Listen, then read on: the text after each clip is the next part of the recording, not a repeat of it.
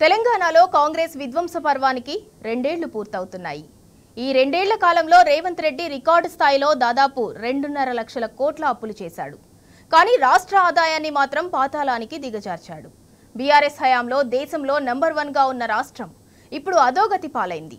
అందుకే రాష్ట్రంలో రేవంత్ పరిపాలనలో సంక్షేమం అన్న పదానికి తావే లేకుండా పోయింది. 2 ఏళ్ల కాలంలో రేవంత్ సర్కార్ తట్టెడు మట్టి ఎత్తలేదు. కనీసం ఒక కొత్త ప్రాజెక్టు కట్టలేదు.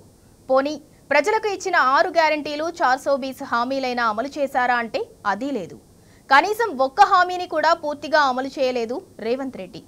అభివృద్ధి సంక్షేమం సోయిలేని కాంగ్రెస్ ప్రభుత్వం అవినీతికి కేర్ ఆఫ్ గా మారింది. కాంగ్రెస్ అంటేనే కుంభకోణాల పార్టీ అని మరోసారి నిరూపించింది. అందుకే రేవంత్ ఏలుబడిలో సెటిల్మెంట్లు, కమిషన్లు, భూ కబ్జాలు, కుంభకోణాలు కామన్ గా మారాయి. ప్రజాపాలన పేరుతో గద్దెనెక్కిన రేవంత్ రాష్ట్రంలో ప్రైవేట్ లిమిటెడ్ పాలన నడుపుతున్నాడు.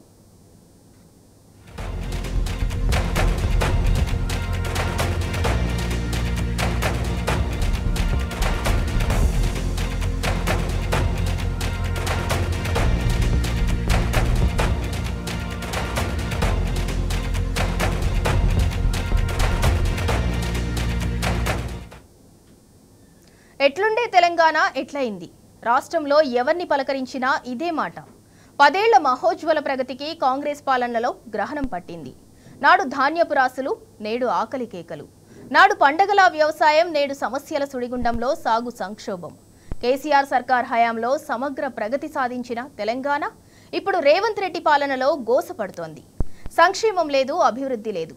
ఎటు చూసినా ప్రజల ఆవేదనలు, ఆక్రందనలే కనిపిస్తున్నాయి.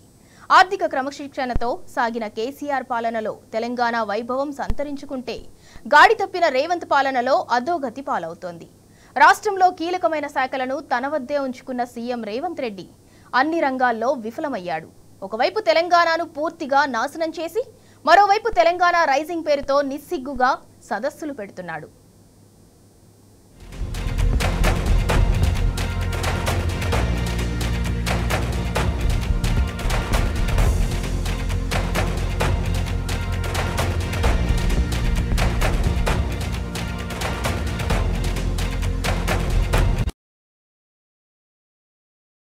ఆర్థికంగా పరిపుష్టిగా ఉన్న తెలంగాణ ఇప్పుడు అప్పుల పాలైంది. ఆదాయం తెచ్చే విభాగాలను రేవంత్ రెడ్డి ఆగం చేశాడు. తన అసమర్థతను కప్పిపుచ్చుకునేందుకు గోబెల్స్ ప్రచారాన్నే నమ్ముకున్నాడు. అందుకే అధికారం చేపట్టి 2 ఏళ్లవుతున్నా ఇప్పటికీ కేసీఆర్ ప్రభుత్వం చేసిన అప్పులపై అసత్య ప్రచారం చేస్తున్నాడు. గత బీఆర్ఎస్ సర్కార్ 8 లక్షల కోట్ల అప్పులు చేసిందని నిస్సిగ్గుగా మాట్లాడుతున్నాడు. బీఆర్ఎస్ ప్రభుత్వం చేసింది 2.5 లక్షల కోట్ల అప్పేనని పార్లమెంటు సైతం గతంలో కుండబద్దలు కొట్టింది. అయినా సరే నవ్విపోదురుగాక నాకేమి సిగ్గు అన్నట్టు రేవంత్ రెడ్డి మళ్లీ పాతపాటే పాడుతున్నాడు.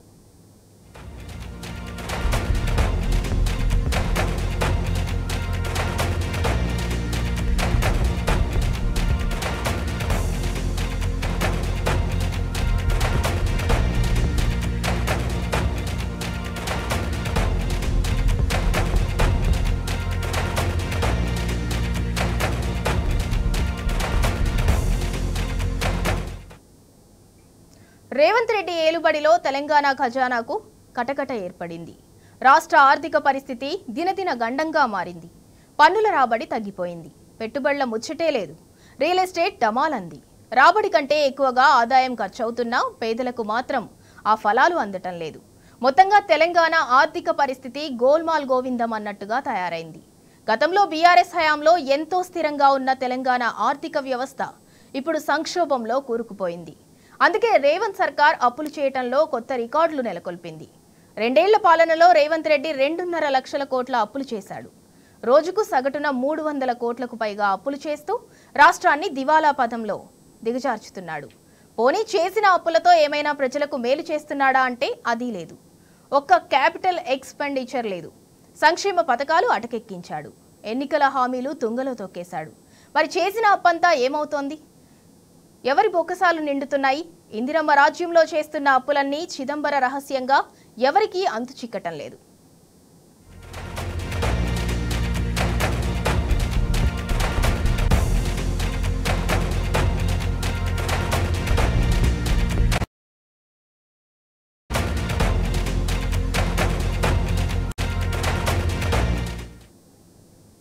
తెలంగాణలో గత బీఆర్ఎస్ హయాంలో స్వర్ణయుగాన్ని తలపించిన సంక్షేమం ఇప్పుడు అటకెక్కింది. ఎన్నికలకు ముందు 6 గ్యారంటీలు 420 హామీలు ఇచ్చిన కాంగ్రెస్ అధికారం చేపట్టాక హామీలు అమలు చేయటంలో చేతులెత్తేసింది. 2 ఏళ్ల రేవంత్ పాలనలో తెలంగాణలో సంక్షేమం సర్వనాశనమైంది. అమ్మఒడి పథకం అటకెక్కింది. కేసీఆర్ కిట్లు మాయమైపోయాయి. న్యూట్రిషన్ కిట్ల ముచ్చటే లేదు. రైతు భరోసాకు దిక్కులేదు. రైతు రుణమాఫీ పూర్తి స్థాయిలో అమలు కాలేదు. రైతులు చేనేత కార్మికుల ఆత్మహత్యల కాలం మళ్లీ దాపురించింది. ఆసరా పెన్షన్లు పెరగలేదు. ధాన్యానికి బోనస్ లేదు. అలవికాని హామీలు మాయమాటలు చెప్పి అధికారం దక్కించుకున్న కాంగ్రెస్ ప్రజలను తడిగుడ్డతో గొంతు కోసింది. కళ్యాణ లక్ష్మి, షాదీ ముబారక్ పథకాల ముచ్చటే లేదు. కులవృత్తులకు ఆసరాగా నిలిచిన పథకాలన్నీ కాంగ్రెస్ ప్రభుత్వం నిలిపివేసింది. ప్రజాపాలన పేరుతో ప్రగల్భాలు పలికి ఇప్పుడు ప్రజలకు నరకం చూపిస్తోంది.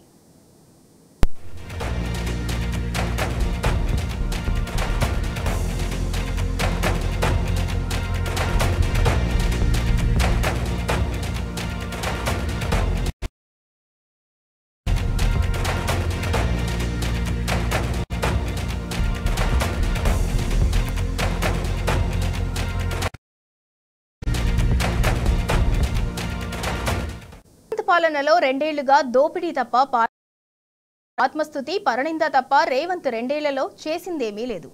హైదరాబాద్ బ్రాండ్ ఇమేజ్ ను దెబ్బతీశారు. 2 ఏళ్ల పాలనలో రాష్ట్ర ఆదాయం ఎందుకు తగ్గింది?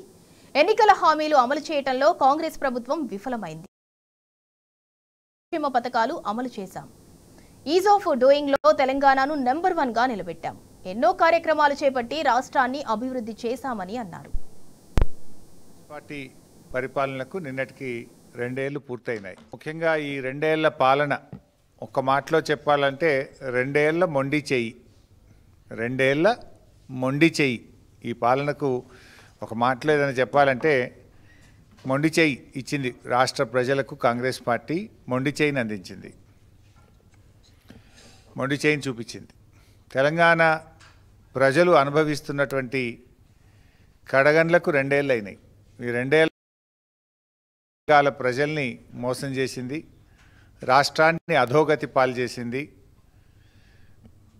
2 ఏళ్ల పాలనలో రేవంత్ రెడ్డి వారి మంత్రుల మాటలు కోటలు దాటినాయి తప్ప చేతలు గడప దాటలేదు. ప్రభుత్వ విజన్ ఏంటో, విధానం ఏంటో,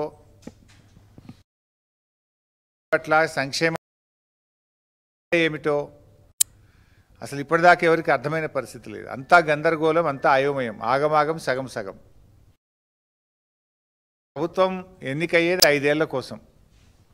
మొదటి 2 ఏళ్లే చాలా కీలకమైనటువంటిది. అన్నం ఉడికిందా లేదా చూడడానికి ఒక మెతుకు ముట్టుకుంటే చాలన్నట్టు మొదటి 2 సంవత్సరాల పాలన ఈ ప్రభుత్వం ఎటువైపు ప్రయాణిస్తుందో అర్థం చేసుకోగా పనికొస్తుంది. ఈ 2 ఏళ్ల పాలనలో చూస్తే ఎక్కడ ఏ ఒక్క విషయంలో కూడా ఒక నిజాయితీగా ప్రజలకిచ్చిన హామీల విషయంలోనైతేనేమి, అభివృద్ధి విషయంలోనైతేనేమి, సంక్షేమ రంగం అయితేనేమి ఎక్కడ కూడా ఒక అడుగు ముందుకు పడ్డ పరిస్థితి లేదు. 3 మాటల్లో చెప్పాలంటే నిస్సారం, నిష్ఫలం, నిరర్ధకం, ఇంతకు మించి ఏమీ లేదు.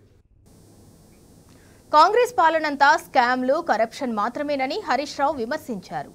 ప్రతి పనికి కమిషన్లు ఫిక్స్ చేసి డబ్బులు దండుకుంటున్నారని నిప్పులు చెరిగారు. రేవంత్ 2 ఏళ్ల పాలన కరప్షన్ కు సిలబస్. కాంగ్రెస్ అధిష్టానం కూడా రేవంత్ అవినీతిని చూసి చూడనట్టు వ్యవహరిస్తోందని ఫైర్ అయ్యారు. కుంభకోణం లేదే లేదుగా ఈ రాష్ట్రంలో. ఇందాక చెప్పినట్టు భూమికి ల్యాండ్ కన్వర్షన్ కావాలంటే ట్యాక్స్, అపార్ట్మెంట్ పర్మిషన్ రావాలంటే ట్యాక్స్, గేటెడ్ కమ్యూనిటీ కట్టాలంటే ట్యాక్స్, భూ సమస్య పరిష్కారం కావాలంటే ట్యాక్స్, ఫైనాన్స్లో బిల్లు రావాలంటే ట్యాక్స్. ఇవి నేను చెప్పట్లే, బిల్డర్లు చెప్తున్నారు, కాంట్రాక్టర్లు చెప్తున్నారు. కాంట్రాక్టర్లు పోయి సెక్రటరియట్లో ఫైనాన్స్ మినిస్టర్ ఛాంబర్ ముందు ధర్నాలు చేసి మరీ చెప్తున్నారు కదా ఓపెన్గా. ఇవాళ సెంట్రల్ యూనివర్సిటీ 450 ఎకరాల భూమి స్కామ్కు తెరలేపిండు. ఫార్మాసిటీ, అది కేసీఆర్ గారి ప్రభుత్వము, లక్షల మంది పిల్లలకు ఉద్యోగాలు రావాలి, తెలంగాణ ఒక వరల్డ్లో, ప్రపంచంలో ఫార్మా హబ్గా మార్చాలని మేము ప్రయత్నం చేస్తే కేసీఆర్ గారు సేకరించి పెట్టిన భూమిని ఇలా ఫ్యూచర్ సిటీ అని పేరు పెట్టి రియల్ ఎస్టేట్ వ్యాపారానికి తెరలేపిండు. సివిల్ సప్లైస్లో ధాన్యం అమ్మకాల్లో పెద్ద స్కామ్ అయింది, హైకోర్టులో కేసు నడుస్తూ ఉంది. రవాణా శాఖలో స్మార్ట్ కార్డుల స్కామ్ నడుస్తూ ఉంది. ఫ్లై యాష్ రవాణాలో స్కామ్, ఈ మధ్యనే 5 లక్షల కోట్ల స్కామ్ మా కేటీఆర్ గారు బయటపెట్టిండ్రు. హిల్ టీపీ, ఈ పారిశ్రామిక భూముల అమ్మకంలో స్కామ్, పవర్ స్కామ్ 50,000 కోట్ల రూపాయల పవర్ స్కామ్ వచ్చింది.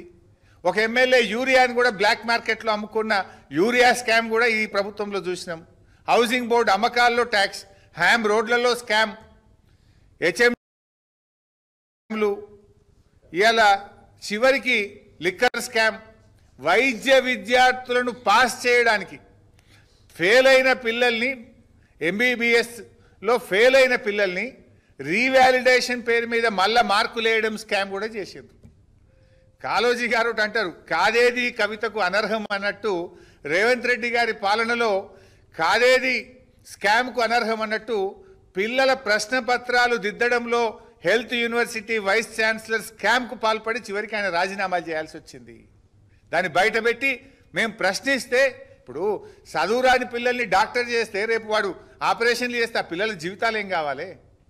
చివరికి హెల్త్ యూనివర్సిటీలో పిల్లల మార్కులు వేయడంలో కూడా స్కాములు చేసి ఒక వైస్ ఛాన్సలర్ రాజీనామా చేయాల్సిన పరిస్థితి ఈ రాష్ట్ర ప్రభుత్వం రావడం సిగ్గుతో తలదించుకోవాలి రేవంత్ రెడ్డి గారి ప్రభుత్వం. ఒక విద్యార్థులకు చదువు చెప్పి భవిష్యత్తు తీర్చిదిద్దాల్సిన వైస్ ఛాన్సలరే కరప్షన్కు పాల్పడితే ఈ రాష్ట్రంలో పాలన ఎట్లా జరుగుతుందో ఒకసారి మనం ఆలోచించాల్సిన